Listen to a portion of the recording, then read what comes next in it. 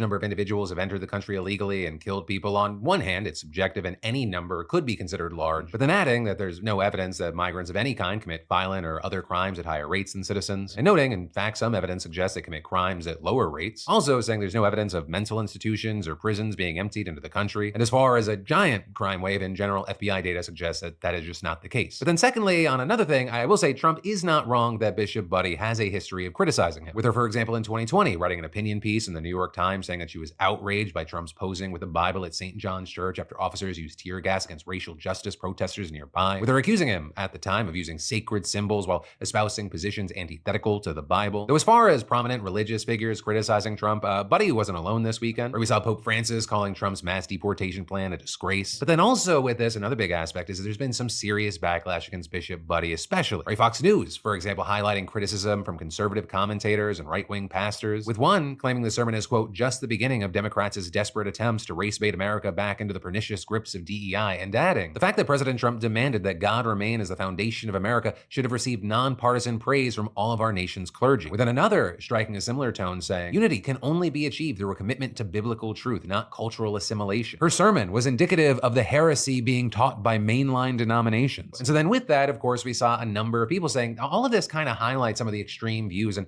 Christian nationalism underlying support for Donald Trump, with people saying it also feeds what some see as an ongoing attack on the principle of separation of church and state and religious freedom, with then others also arguing that anyone who has a problem with Buddy's sermon isn't really preaching Christian values. With, for example, one Texas-based pastor responding to comments by a Newsmax host on X writing, when you worship power, a sermon on the love and mercy of Jesus sounds like spewing hate. And then with that, you had people highlighting what they see as hypocrisy in the response in terms of secular American values. Right, and with that, one of the wackiest and most criticized responses to Buddy's sermon came from Georgia Congressman Mike Collins, with him writing on X, the person giving this sermon should be added to the deportation list. With then people pointing out the obvious hypocrisy and just insanity to that idea, writing things like, for example, to be clear, you're calling for a New Jersey-born bishop to be deported because you don't like that she exercised her First Amendment right by delivering a sermon in accordance with her faith, imploring Trump to show empathy to people? And when we're seeing all that play out here, I gotta ask, what are your thoughts on this Donald Trump Bishop Buddy situation? But then, shifting gears, we need to talk about how Donald Trump's massive immigration crackdown is now well underway. Because on top of his executive orders that we talked about yesterday, his administration is already issuing new and specific guidance aiming to follow through on his promise of mass deportation. And of course, with this, the activists, some cities, and a few states, they are fighting back now. But with all that, right, one of the biggest new policies, it's actually the nationwide expansion of an existing process known as expedited removal. Right, basically, it's a process streamlining the deportation of unauthorized immigrants by just bypassing the lengthy and massively backlogged immigration court system. And if those identified for expedited removal do not request asylum or are deemed as not having a legitimate asylum case, it's not always that simple, but in theory, they can go ahead and be sent back to where they came from. And that, notably, without ever having the chance to make their case before a judge. Now with that, like I said, this is not totally new, and in fact, it's long been criticized by immigration advocates, with people like the president of the nonprofit Immigrant Defenders Lawyer Center claiming expedited removal is a deeply flawed practice that often denies immigrants a fair opportunity to access relief, separates families unnecessarily, and makes a mockery of the right to access counsel. But also, with everything there, in the past, that process was limited to unauthorized immigrants detained within 100 miles of an international border and who had been in the country for less than 2 weeks. Thing is, now, it reportedly applies to any unauthorized immigrant anywhere in the country who cannot prove that they've been here for at least 2 years. Now, some interesting background with this is that Trump similarly tried to speed up deportations during his first term, but not until 2019, which was the third year of his presidency, with then the ensuing legal battle keeping the rule from going into effect until late 2020 when a federal appeals court allowed him to move forward with the plan while the lawsuit continued. But then, of course, not much later, the Biden administration came in and they undid the policy. But of course, this time, much different situation. Not only is Trump making these moves in the first week in office, his administration now appears to be so much more organized and prepared than last time. And so with understanding that, we got to move on to another big immigration policy shift, which is that immigration authorities can now enter places like schools, healthcare facilities, and places of worship to conduct arrests, with the saying the Department of Homeland Security rescinding what it described as the previous administration's guidelines that thwart law enforcement in or near so-called sensitive areas. With that sensitive areas policy first being enacted under the Obama administration back in 2011, and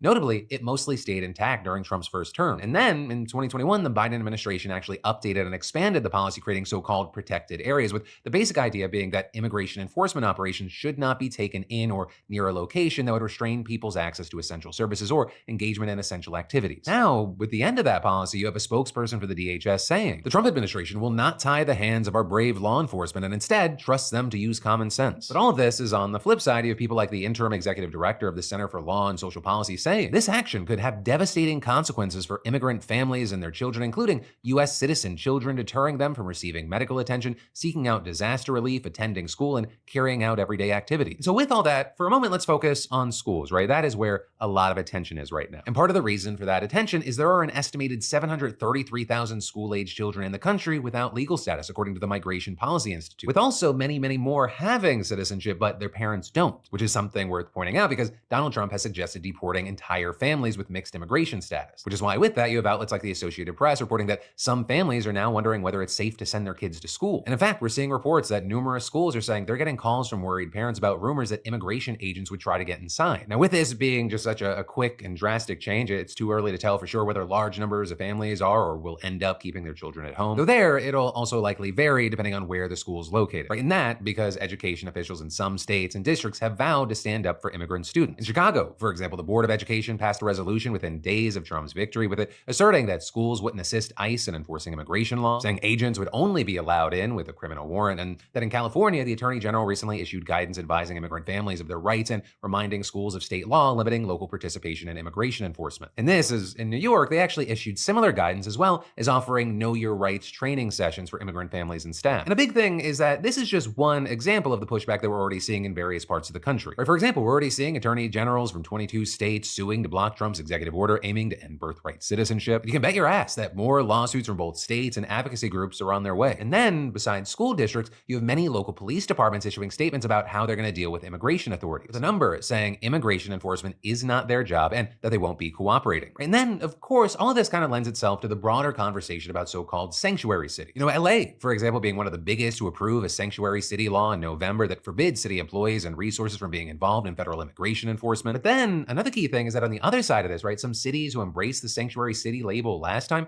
they've been much more hesitant to do so this time. And that may be because Donald Trump has promised to make rebellious cities pay, and he seems to be following through on his word. Right? And I say that because one of the executive orders that he signed on Monday, right, something that we didn't get a chance to unpack, it calls for the AG and Homeland Security Secretary to, quote, evaluate and undertake any lawful actions to ensure that so-called sanctuary jurisdictions which seek to interfere with a lawful exercise of federal law enforcement operations do not receive access to federal funds. And so with that, we're seeing things like the LA Times reporting that the order could threaten the city's access to federal money that's needed for disaster relief and recovery from the fires, which I will say, by the way, are not over. And this, as there's also a search still underway for an estimated 22 people who remain unaccounted for. But in any case, it's important to know this is not the only threat that we've seen against sanctuary cities. With us also seeing, for example, White House border czar Tom Homan telling CNN yesterday that agents are focused on migrants considered a public safety threat. But then, at the same time, claiming that there is nothing in the law that says a person has to be convicted of a serious crime to be removed from the country. With him then saying connected to that, arrests of migrants without a criminal record could also be swept up by ICE, especially those living in sanctuary cities. There's going to be more collateral arrests in sanctuary cities because they forced us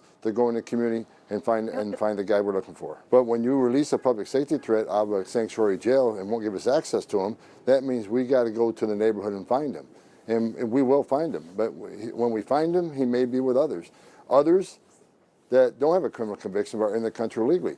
They will be arrested too. But ultimately, that is where we are with this. We're gonna have to wait to see how all this plays out, though we likely will not have to wait that long because things are developing fast. And in the meantime, I gotta ask, what are your thoughts here? And then we'll get back to the news in a minute, but you know those rainy or snowy days when the weather forces you to cancel plans, skip errands, or settle for boring outfits? Well, that stops now. Weather no longer has to dictate your life or your style thanks to our longtime sponsor, Vessi. Right, with Vessi, you're free to take on the day no matter what the forecast says. I mean, I've walked through puddles, sometimes on purpose, sometimes by accident, and my feet stayed completely dry. And Vessi sneakers aren't just waterproof. They're sandproof, snowproof, and built for any adventure. From their Chelseas and court sides to their title sneakers, there is a pair for everyone. And they've really nailed both style and function. I mean, these aren't just rain boots in disguise. They actually look good with everything from jeans to gym shorts. And comfort, I mean, it's like wearing a sock. So whether it's daily walks, weekend hikes, or just wanting to look put together in any weather, Vessi is your best bet. So you ready to make every day an adventure? Well, head over to Vessi.com/PDS and get an automatic 15% off your first order at checkout. Trust me, your feet will thank you. That's Vessi.com/PDS and get them while they still have your size. But then next up, we need to talk about Donald Trump unveiling what he calls the largest AI infrastructure project in history. Right? And so the initiative in question is a joint venture with OpenAI, SoftBank, and Oracle that'll invest in data centers and computing technology for AI. And while that venture, called Stargate, will start with an initial investment of $100 billion,